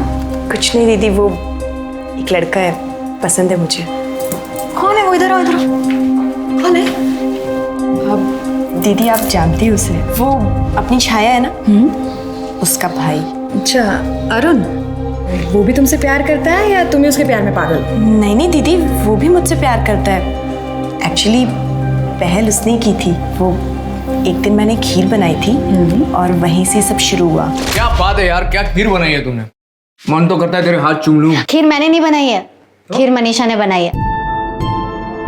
अच्छा, तुमने बनाई है खीर?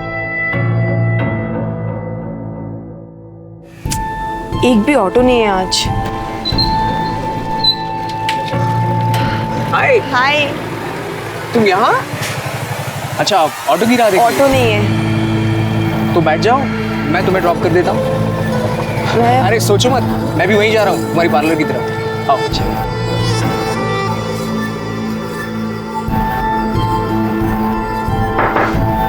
हाय। हाय। दरअसल मुझे तुमसे एक जरूरी बात करनी है। आओ बैठो। नहीं, यहाँ नहीं, हम कहीं और चलकर बात कर सकते हैं? चल। आई लव यू मनीषा, क्या तुम मुझसे शादी करोगी?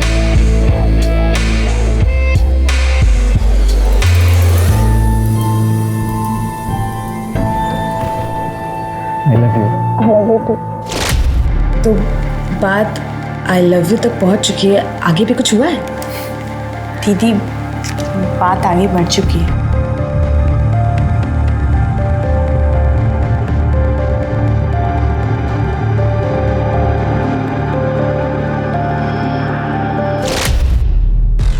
सर, मुझे पता था अरुण और छाया आपको ये सच नहीं बताएंगे, और बताते भी कैसे।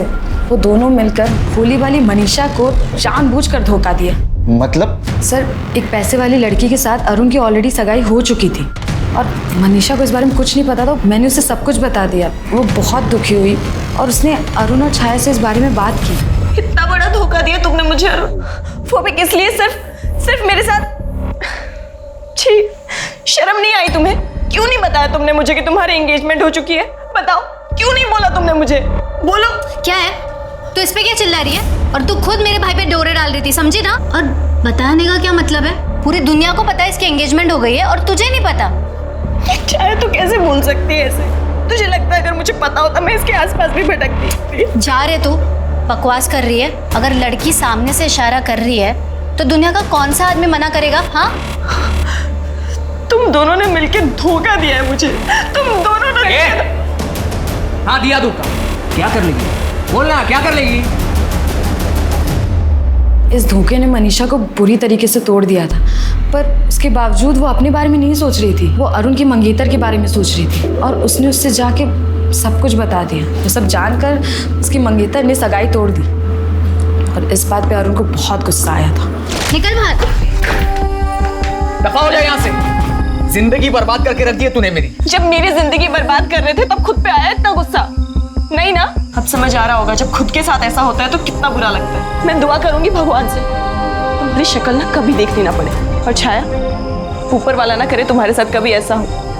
जिस दिन होगा ना तब समझ में आएगा कैसा लगता है जब कोई प्यार के नाम पे तुम्हें बेवकूफ बना रहा होता है, तुम्हारा इस्तेमाल कर रहा होता है।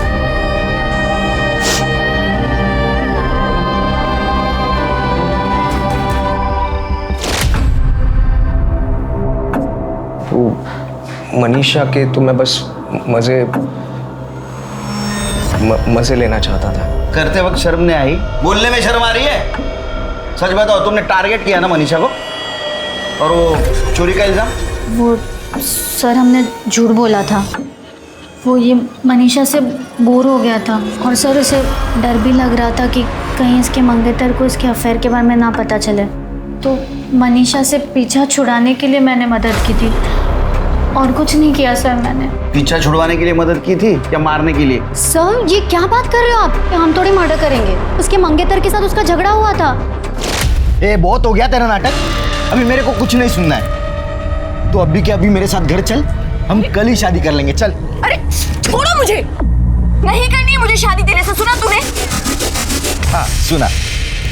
तेरे बोलने से क्या होगा? साकर पूरा हुआ है हमारा, और तेरे बाप ने ना मुझसे 5 लाख रुपए लिए, ध्यान में रखना। साकर पूरा हुआ है ना हमारा? साकर पूरा हुआ है ना? ये जेल साकर पूरा टूटला, और जो पैसे तूने बाबा को दिए हैं वो जाके उन्हीं से ले। नल्ला समझती है मुझको? अगर मुझसे शादी नहीं करेगी ना तो मार डालूंगा मैं तुझे। चल निकल अब यहाँ से। हो गया द एंड। तेरी मंगनी टूटी थी ना, उसके वजह से तू गुस्सा था, इसलिए तूने बदला लिया और तूने मनीषा को मार दिया। नहीं सर, मैं कसम खा के कहता हूँ मैंने उसे नहीं मारा। मैं तो ये तक नहीं जानता था कि वो कहाँ चली गई। लेकिन जितना गुस्सा मैं उससे था, उससे कहीं ज्यादा नफरत उसका बाप उससे करता था। उसका बाप? तेरे को कैसे पता है उसका बाप उससे नफरत करता था? सर मैंने अपनी आंखों से देखा। बाप हो तुम्हारा, जो मैं कहूंगा ना वही तुम करोगी, समझी? बस हो गया तुम्हारा ये नाटक। अपने पैरों पे खड़ा होना है, अपने पैरों पे खड़ा होना है। हाँ, ये ऐसे कपड़े पहन के खड़ी रहोगी अपने पैरों पे? तो अभी क्या भी घर चल। वो सुदेश रोज आकर बैठता है, क्या जवाब दूंगा उसको? पापा, वो सुदेश अब भी क्यों घर पे आता है? उसने बताया नहीं आपको? मैंने उसके साथ सगाई तोड़ दी है और जो पैसे आपने लिए वो तो आपको वापस करने पड़ेंगे ना। क्या बोली तू? सगाई तोड़ दी तूने? अभी क्या भी घर चल, आ रहूंगा तेरे को मैं। मारना है तो मार दो, मर जाऊंगी इस नरक में, वापस नहीं जाऊंगी। आपने और सुदेश ने अगर मेरे साथ जबरदस्ती की ना तो मैं पुलिस स्टेशन जाके आप दोनों को अंदर करवा दूंगी। आपको जेल भेजेगी? आपको जेल भेजेगी? पापा छोड़ो, नहीं जाऊंगी, नहीं जाऊंगी। मनीषा, तुझे कहानी बता रहा है ना, ये सच है या झूठ हम पता करके रहेंगे, समझा? चिरके सर, इसका डीएनए मनीषा के फिटनेस से मैच करवा। शहर छोड़ के जाने का नहीं जब तक केस चल रहा है। हाँ?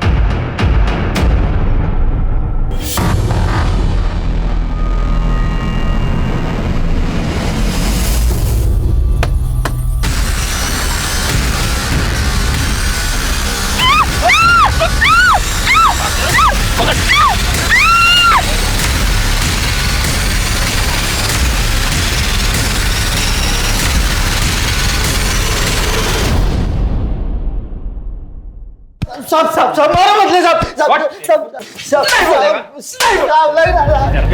मैंने कुछ नहीं किया। मेरी बात साहब, मारो मतलब। अभी तो 4,999 रुपए का फटके खाए तूने।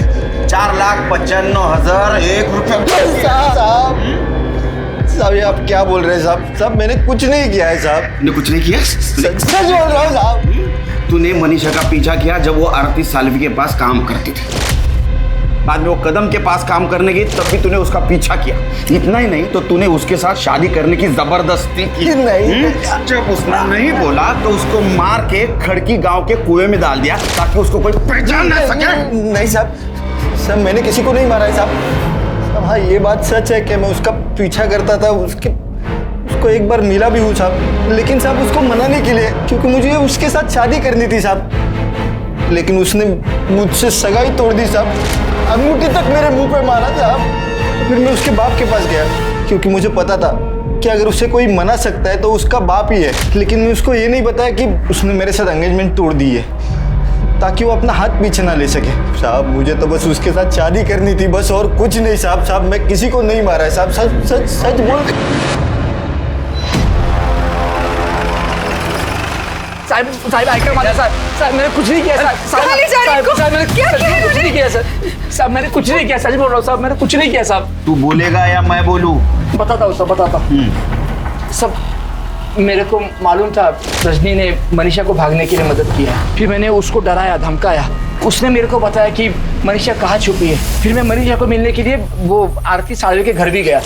मनीषा मेरे को पिंपरी में मिली। मैं उसको बोला घर चलने के लिए, बहुत बार बोला, नहीं मानी वो। उससे तो ये भी बोला कि सुदेश के साथ की सगाई उससे तोड़ दी है साहब। मतलब तुमने मारा है ना मनीषा को? कैसे बाप हो तुम? क्या बोल रही है तू? क्या बोलती है तू? मैं क्यों मारूंगा अपनी बेटी को? सुना ना, जब तेरी बीवी तेरे ऊपर भरोसा नहीं करती तो हम करें साहब। सच में मारू साहब। सर नितिन का डीएनए मनीषा के फीटस से मैच नहीं कर रहा है और अरुण का डीएनए टेस्टिंग के लिए भेजा है। रिपोर्ट आने में थोड़ा टाइम लगेगा सर। सर आरती कदम के यहाँ से जॉब छोड़ने के बाद मनीषा जिस सोनाली कदम के पार्लर में काम करती थी वहाँ का एड्रेस मिल गया है सर।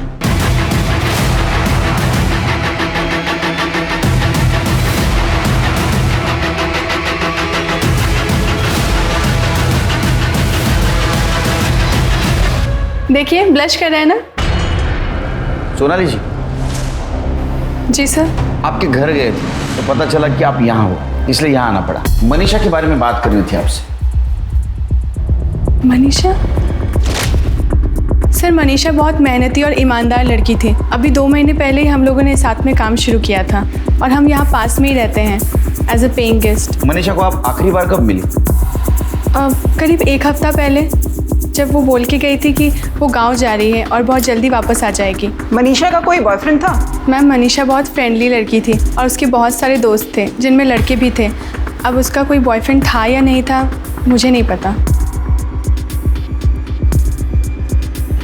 ये फोटो बघा, इसका नाम नितिन है, पुणे का रहने वाला है। क्या मनीषा ने कभी इसके बारे में जिक्र किया था? नहीं सर, अब नितिन नाम की किसी भी लड़की का उसने जिक्र नहीं किया था। लेकिन हाँ सर, एक बात है, जब भी वो परेशान होती थी तो किसी को फ़ोन या मैसेज करती थी। ओ मैडम, हेलो, पाटिल मैडम का आज अपॉइंटमेंट है, तू गई नहीं? हाँ दीदी, वो एक्चुअली तू फ़ोन क्यों छुपा रही है? क्या है? कुछ भी नहीं। तू किससे चैटिंग कर रही थी? तू फ़ोन दीदी है ना, कोई स्पेशल है? मैंने उसे कई बार पूछा उसका नाम, पर उसने नाम नहीं बताया। बस इतना कहा कि कोई है जिसकी वो बहुत रिस्पेक्ट करती है। और कोई बात जो आप हमें बताना भूल गई? पर हाँ सर, उसके पास फ़ोन नहीं था तो मैंने उसे अपना फ़ोन और सिम कार्ड दिया था जो काफ़ी टाइम से बंद था, तो वो नंबर वही यूज़ कर रही थी। नंबर बताइए। सर ये नंबर है। तृप्ति, चेक करके देखो। सर ये वो नंबर नहीं है जो सुदेश ने हमें दिया था। मनीषा ने अपना फोन नंबर क्यों बदला? उसने अपने मोबाइल नंबर की बजाय सोनाली के सिम कार्ड का इस्तेमाल करना क्यों शुरू किया? पुलिस ने मनीषा के दोनों फोन्स के कॉल रिकॉर्ड्स निकलवाए, लेकिन मनीषा और नितिन के बीच में कोई कांटेक्ट नजर नहीं आया। हालांकि मनीषा के कॉल रिकॉर्ड्स में एक नया नाम सामने आया, विमल सेठी। हाँ सर, मैं जानता हूँ मनीषा तांबे को, दोस्त है मेरे। सिर्फ दोस्त या और कुछ? नहीं सर, आप जैसा सोच रहे हो वैसा कुछ भी नहीं है। मेरी अच्छी दोस्त है बस। ये अच्छी दोस्ती बनी कब से? एक्चुअली सर, मनीषा एक ब्यूटिशियन है। कुछ एक्स्ट्रा पैसे कमाने के लिए वो बाहर के काम भी लेती है, तो कभी कभार मेरी बहन का फेशियल करने के लिए वो घर आती है। तभी उससे पहचान हुई और मेरी अच्छी दोस्त भी बन गई। बहुत अच्छी लड़की है सर। पर बात क्या है सर, आप उसके बारे में क्यों पूछ रहे हैं? उसका मर्डर हुआ है। सर मनीषा का मर्डर? उसे कोई क्यों मारेगा सर? किसी पे शक है तुम्हें? नहीं सर, बहुत भोली लड़की है वो, किसी के साथ कोई दुश्मनी भी नहीं थी।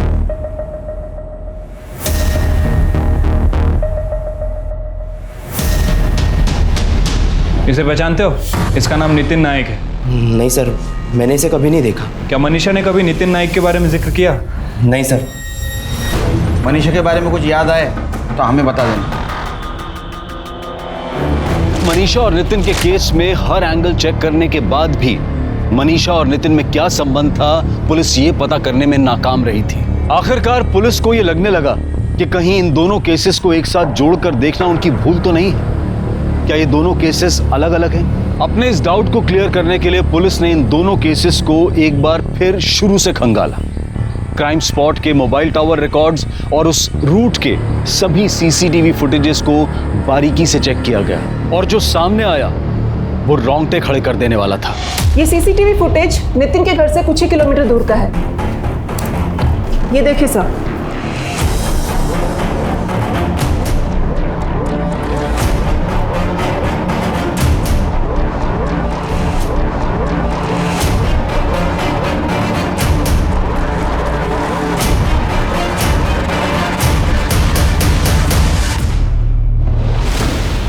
जा, मर जा। बाबा, तुझा बाबा बाबा बाबा, वो गलती हो गई मेरे से, प्लीज माफ कर दीजिए। तू 3 बार फेल हुआ बेटा। मैं लोन पे लोन ले रहा हूँ, दिन रात मैं ओवरटाइम कर रहा हूँ, मैं हिम्मत नहीं हार रहा हूँ। तू एक फेल क्या हो गया, जिंदगी से हार गया? नहीं बाबा, मैं प्रॉमिस करता हूँ आपको कि मैं खूब मेहनत करूंगा और मैं अच्छे नंबर से पास आऊंगा। आपकी कसम बाबा, आगे से ऐसा नहीं करूंगा। नहीं, तुझे मरना है ना, तू मर जा बाबा। लेकिन गलती होगी। माँ बाप के बारे में मत सोच तू बाबा, तू मर जा बाबा। मैं कसम खा रहा हूं, मर जा।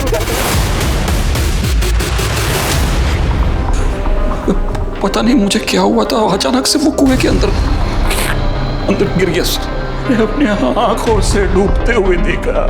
कहते ना, औरत में आदमी से ज्यादा धैर्य होता है। तुम्हारे पत्नी के सामने उसने 3 बार सुसाइड करने की कोशिश की और तीनों बार तुम्हारे पत्नी ने उसकी जान बचाई, और तुम पहली बार अपना धैर्य खो बैठे। बच्चे की याद में छोड़ो अभी जेल में। सर जहां मनीषा की लाश मिली वहां के मोबाइल टावर से पता चला है कि उस दिन वहां चेतन नाम के एक लड़के का मोबाइल एक्टिव था। चेतन उस एरिया का रहने वाला नहीं है सर। इतना ही नहीं सर, चेतन के कॉल रिकॉर्ड्स में एक नहीं बल्कि 2 ऐसे लोगों के नंबर मिले हैं जो मनीषा मर्डर केस के सस्पेक्ट हैं। कौन है वो दोनों? बहुत होशियारी दिखाई, बहुत दिमाग लगाया, बहुत प्लानिंग की, लेकिन कुछ फायदा नहीं हुआ। मर्डर का प्लान करते वक्त कभी भी तुम दोनों एक दूसरे से मोबाइल पे बात नहीं करते थे। इसके जरिए प्लानिंग की तुमने। मर्डर के दिन भी तुम्हारे दोनों का मोबाइल घर पे था ताकि तुम्हारा लोकेशन ना पता चले। ये तुम्हारा मोहरा था। जहाँ पे तुमने मनीषा की बॉडी फेंकी वहाँ इसका मोबाइल एक्टिव मिला। बहुत सारे प्रूफ है हमारे पास। अपने मुंह से बोलते हो क्या करड़े को बोलो? करड़े? सर ये अरुण की गलती है सर। इसके कहने पर हमने सब किया। अरे हाँ सर, जो इसने बोला वो हमने किया। सालो अब मासूम बन रहे हो? मैंने क्या जबरदस्ती की थी तुम पे? हाँ, लेकिन मर्डर का प्लान किसका था? तेरा ही था ना। ये मनीषा को ना छोड़ूंगा नहीं मैं। पैसे मांग रही है ना, ऐसा कुछ करना है जिससे उसे पैसे ही ना देने पड़े। सिर्फ एक तरीका है, मनीषा के पैसे वापस देने से बचने का सिर्फ एक तरीका है तेरे पास। क्या है? मनीषा का मर्डर। मैंने उसे इंटरनेट से कॉल किया और पैसे लौटाने के बहाने से उसे मिलने के लिए बुलाया। पैसे? देखो बारिश हो रही है, अंदर बैठो। मनीषा आखिरी बार प्लीज।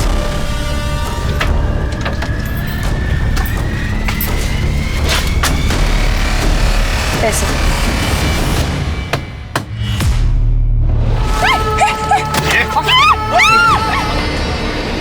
और तू रे एड़ा बन के पेड़ा खाता है। मनीषा के पेट में तेरा ही बच्चा था, पता चला है हमको। सर मैं और मनीषा एक ही गांव के थे, पिंपले गांव। ये अरुण ने उसे धोखा दिया तो वो काफी दुखी थी और मैंने उसी चीज का फायदा उठाया।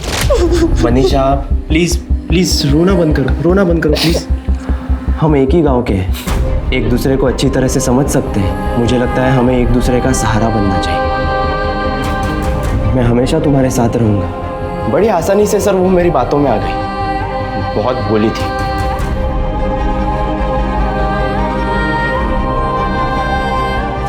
उसने खुद सामने से आकर मुझे गाड़ी खरीदने के लिए पैसों की मदद की। मैं जानता था सर वो पैसे कभी नहीं मांगेगी, पर एक दिन गड़बड़ हो गई। यार चेतन, ये मनीषा को पटाना कोई बड़ी बात नहीं है यार। मैंने क्या किया, एक दिन उसका हाथ पकड़ा, उसको झूठी मूठी प्यार की हमदर्दी जताई। मैंने कहा कि हम दोनों एक ही गांव के हैं और दूसरे दिन भाई सीधे बिस्तर पे। वाह विमल, और तुम बोलते हो तुम दूसरों से अलग हो? मनीषा बदतमीज हो तुम। मनीषा रुको रुको रुको। मत लगाओ मुझे यार, वो मैं ऐसी ही बात कर रहा था यार। किस तरीके की बातें कर रहे थे तुम मेरे बारे में? हाँ, मैंने विश्वास किया था तुम पे और तुमने धोखा दिया है मुझे। सॉरी, मैं हाथ। मनीषा लोग सुन रहे हैं, प्लीज प्लीज। हाँ तो देखने दो ना लोगों को। तुम अभी के अभी मेरे पैसे वापस करो। मैं देता हूँ, मुझे हफ्ते भर की मोहलत दो यार। तुम सारे के सारे मर्द घटिया और एक जैसे होते हो। सारे सोसाइटी के सामने सर मेरा तमाशा करके रख दिया उसने। मैं मनीषा से बहुत नफरत करने लगा था सर। उसकी वजह से मेरी सगाई टूट चुकी थी, बर्बाद करके रख दिया था उसने मुझे। नफरत करना है ना तो खुद से करो। तुम इंसान नहीं, जानवर हो, जानवर। और तुम जैसे जानवरों को दुनिया में खुलेआम घूमने का कोई अधिकार नहीं। अब सड़ो जेल में जिंदगी भर। भरोसा करना बुरी बात नहीं है, लेकिन सतर्क रहना भी जरूरी है, क्योंकि इस मौका परस्ती के दौर में कौन किसकी पीठ में कब खंजर भोंक जाए ये समझ पाना आसान नहीं है। अब मैं अनूप सोनी आपसे विदा लेता हूं। फिर मुलाकात होगी क्राइम पेट्रोल सतर्क में एक और नए केस के साथ। तब तक अपना और अपने परिवार का ख्याल रखें, सतर्क रहें, सुरक्षित रहें और देखते रहें क्राइम पेट्रोल सतर्क। जय। इस तरह के और भी एपिसोड देखने के लिए हमारे चैनल को सब्सक्राइब करें और बेल आइकन दबाना ना भूलें।